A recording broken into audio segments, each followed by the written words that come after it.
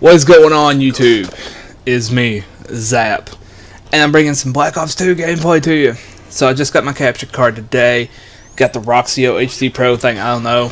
I looked online and it said that it was one of the best that you could buy for your money because it did come with the software and stuff, and it lets you live stream, which it doesn't matter because my internet sucks.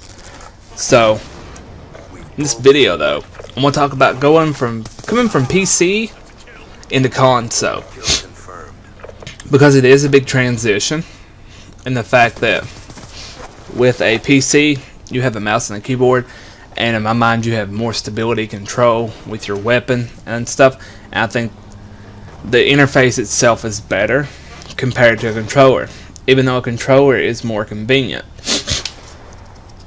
And the way a controller feels in your hands can also make a difference. And just like with a PC, you do have dedicated gaming controllers, such that you can buy them from Razer or Scuff or whatever.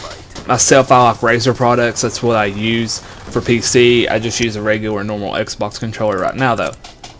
So this game, though, starting out, you're going to see how I'm trying to adjust to the aiming and stuff, and just try and get in the feel for it, because players are different on PC also. So I'm trying to acclimate to what's going on. And then in the PC world, usually players are more skilled. Either on PC you're really skilled or you really suck. There's really no middle ground. I mean, you can't be just, there's some that you can be okay or whatever, but usually on PC you're really good or you're really bad. But it seems to me on console that most people are around the same level, except for the people that you get that's like MLG Pro, and then the real big YouTubers such as like Hutch, CNanners, Pwnstar for Hire, all those guys that are actually on a pro level, I would say, in my mind, or what you would call a pub stomper.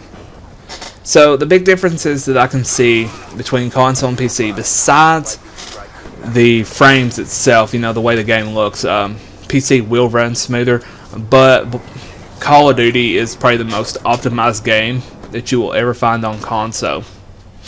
It's one of the very few that actually runs at 60 frames, which makes it really smooth, and it's very, like I said, it's very optimized for the generation of systems that we're in. The one bad thing about Black Ops, though, and console games is the optimization with servers and lag. So I play the 3-bar just because I live in BFE, and the only thing I have is like 3 meg DSL. So I only get a 3-bar, and that puts me at a huge disadvantage compared to guys that say have a 4-bar. But whenever I'm playing on PC, the difference is less negligible.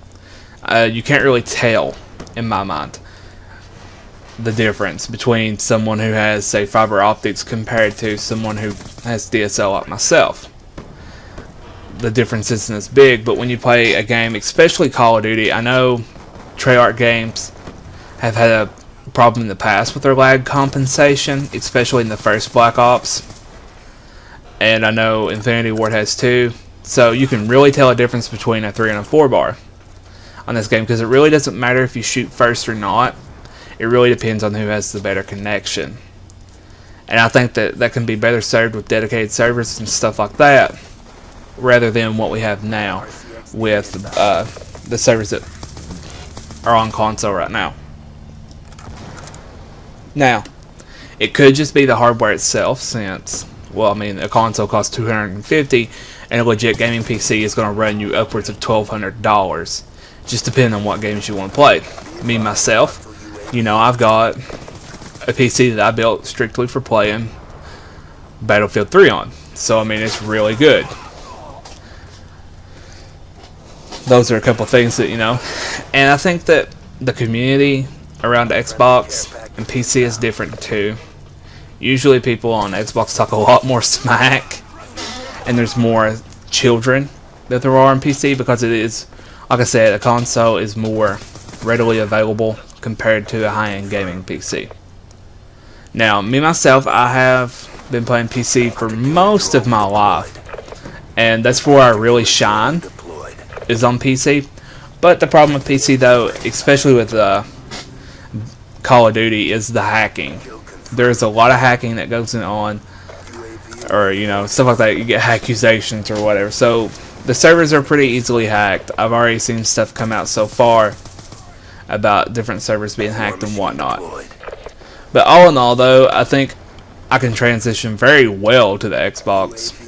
And I know that my aim right now, I'm still trying to get used to the joysticks. They throw me off. It's pretty bad. I'm like, man, I wish I had my mouse and keyboard. Because I'm going to put up PC videos, also probably Battlefield 3 and stuff like that, and just show that how you can tell a difference between my aim, even though there is aim assist on an Xbox, compared to the not having aim assist on a PC, and just the aim that I do have.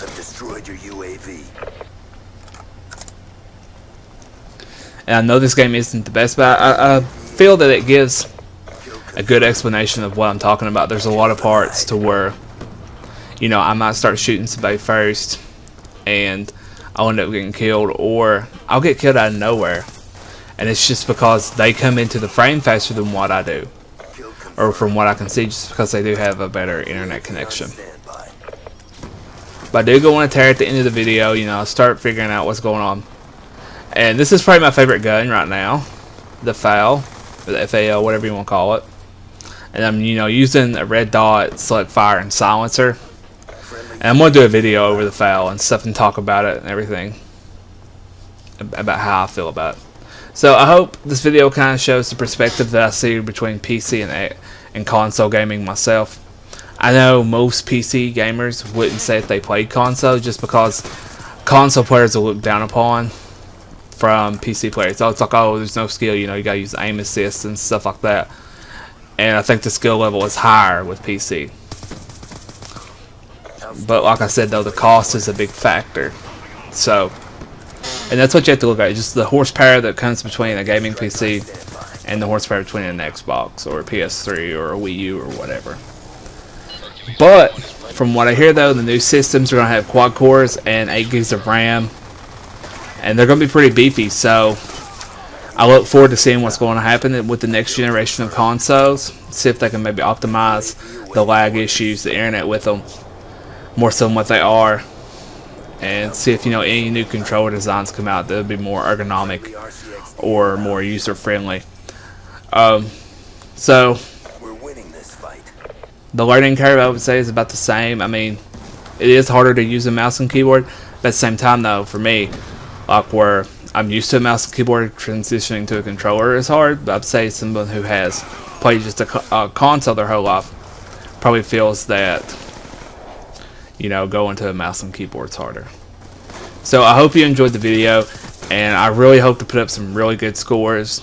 And then starting in January, I will actually should have a 4-bar. I'll be moving on to campus, and they have fiber ops and stuff. And I'm gonna try and start streaming.